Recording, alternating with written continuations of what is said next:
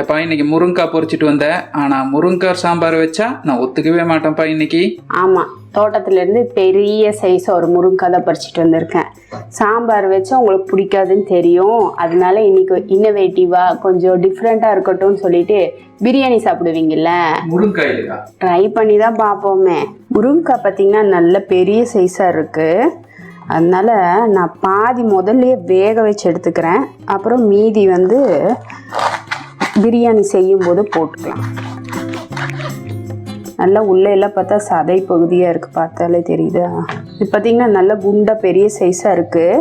இது ரொம்ப குட்டி குட்டியாக இல்லாமல் கொஞ்சம் பெரிய சைஸாகவே கட் பண்ணி முதல்ல வேக வச்சு எடுத்துக்கலாம். அந்த சதை பகுதியை மட்டும் எடுத்துக்கிறதுக்காக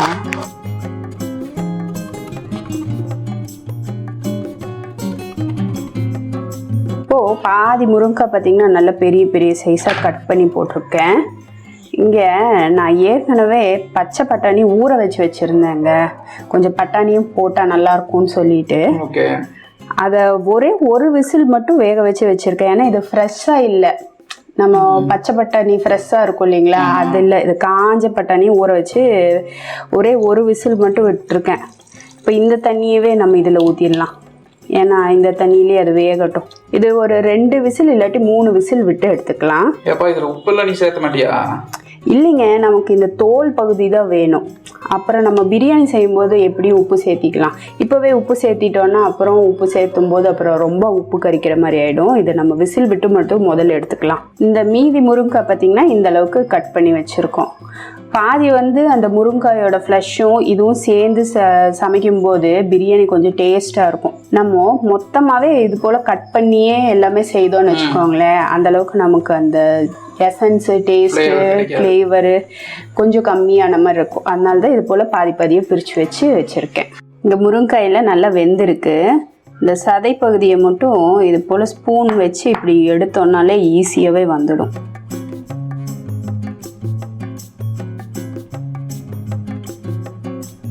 எப்பா இந்த விதையெல்லாம் பார்க்கறதுக்கு பட்டாணி மாதிரியே இருக்கு.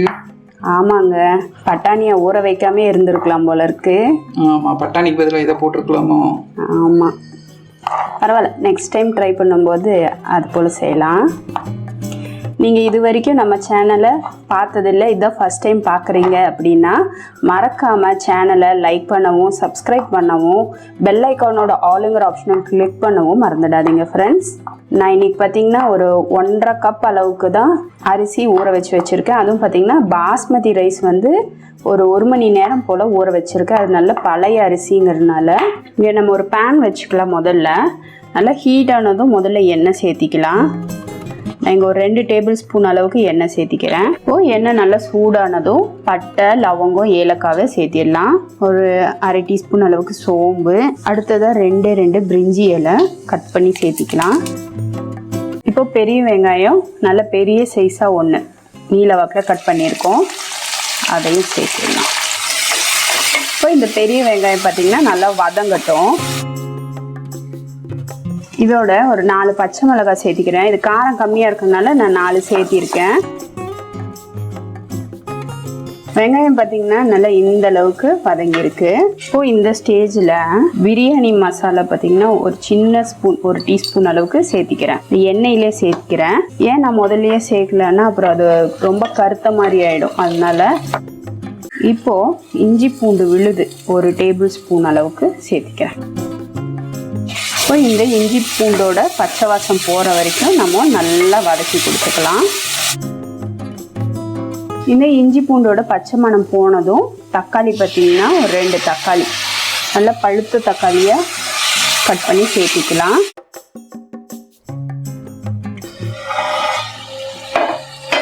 இது போல் ஒரு 2 நிமிஷம் போல் மூடி வச்சோன்னா இந்த தக்காளி எல்லாம் நல்லா சாஃப்டாக குக் ஆகிடும். அதுக்காக தான். இப்போது தக்காளி நல்லா சாஃப்ட் ஆகிடுச்சு. இப்போது இதில் புதினாவும் மல்லித்தலையும் சேர்த்திடலாம். சேர்த்து நல்லா பச்சை மணம் போகிற வரைக்கும் வதக்கி கொடுத்துக்கலாம். பிரியாணி வாசம் வருதுப்பா. நல்லா வருதுல்ல. இப்போ இதில் கட் பண்ணி வச்சுருக்க இந்த முருங்கைக்காயை சேர்த்திடலாம்.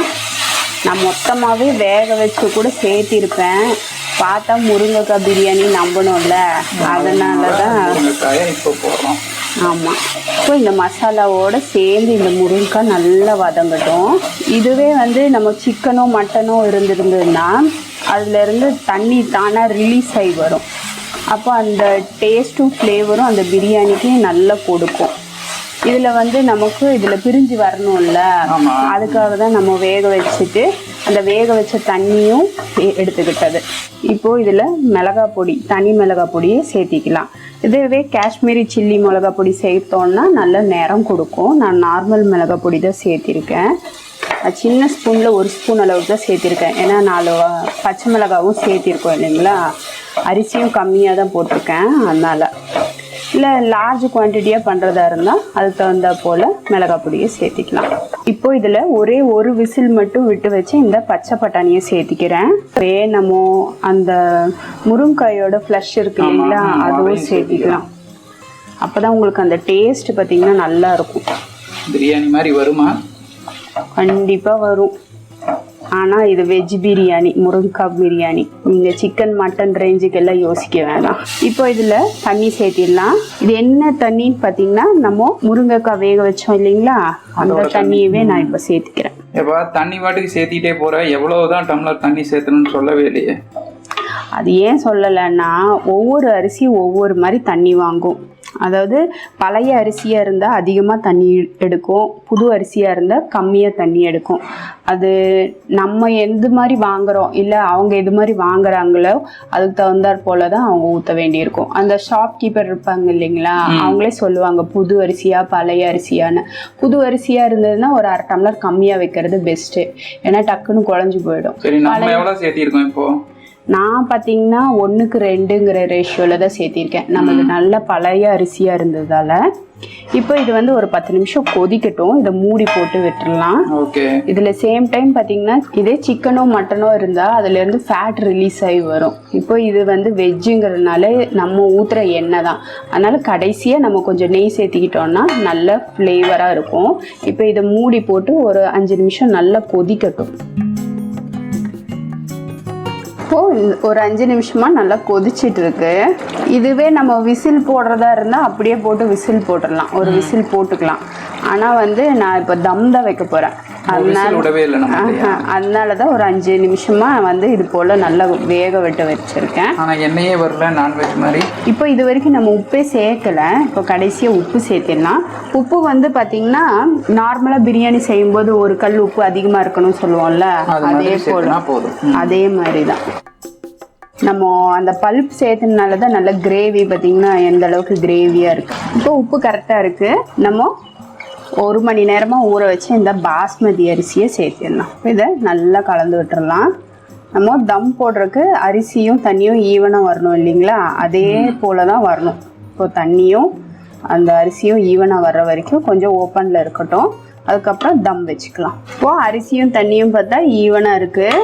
எப்பவும் போல் மூடி போட்டு ஒரு 15லேருந்து 20 நிமிஷம் தம் வச்சுக்கலாம். நான் எப்போவுமே ஒரு 15 நிமிஷம் வச்சுட்டு திரும்பவும் நல்லா கலந்து விட்டுட்டு ஃப்ளேமை இன்னும் கூட சிம் பண்ணி ஒரு 5 நிமிஷம் வைப்பேன். அவங்கவுங்க மெத்தடில் அது போல் வச்சுக்கலாம். ஓகே. இப்போ இது தம் ஆகட்டும். இப்போ தம்மை ஓப்பன் பண்ணிடலாங்க. என்னப்பா இது சூப்பராக இருக்குது, பார்த்தா மட்டன் பிரியாணி மாதிரியே இருக்குது. மனமும் சூப்பர் மனமாக இருக்குது இந்த பிரியாணி. ஆமாங்க, ரொம்பவே சூப்பராக வந்திருக்கு. நல்லா பொலன்னு வந்திருக்கு பாருங்கள், அடியெல்லாம் பிடிக்க கிடையாது. முருங்கைக்காயும் பாருங்கள் நல்லாவே குக் ஆகிருக்கு. சூப்பர் டேஸ்டியான முருங்கைக்காய் பிரியாணி ரெடி ஆயிடுச்சுங்க. மனம் மட்டன் பிரியாணி மாதிரி இருக்கேப்பா. கொஞ்சமாக பிளேட்டில் போட்டு தரேன், சாப்பிட்டு பார்த்துட்டு சொல்லுங்கள் எப்படி இருக்குன்னு சொல்கிறேன். கொஞ்சம் போடு, செமையாக இருக்குப்பா, ரொம்ப சூப்பராக இருக்குது. அப்படியே பிரியாணியோட ஃப்ளேவர் இருக்குப்பா. ஆமாங்க, கடைசியாக கொஞ்சமாக கொத்தமல்லி தலையை தூவிடலாம். இந்த ஸ்டேஜில் நெய் வேணும்னாலும் நெய் சேர்த்திக்கலாம். சரிங்க ஃப்ரெண்ட்ஸ், நம்ம செய்த இந்த முருங்கைக்காய் பிரியாணி ரெசிபி உங்களுக்கு பிடிச்சிருந்தா வீட்டில் ட்ரை பண்ணி பாருங்கள். ட்ரை பண்ணி பார்த்துட்டு அதோட டேஸ்ட் எப்படி இருக்குங்கிற மை ஃபர்ஸ்ட் வியூவோட கமெண்ட் செக்ஷனில் போஸ்ட் பண்ணவும் மறந்துடாதீங்க ஃப்ரெண்ட்ஸ். இது வரைக்கும் நம்ம வீடியோவை எங்களோட அரட்டையை பொறுமையாக கேட்டதுக்கு ரொம்ப ரொம்ப நன்றி ஃப்ரெண்ட்ஸ். தேங்க்யூ.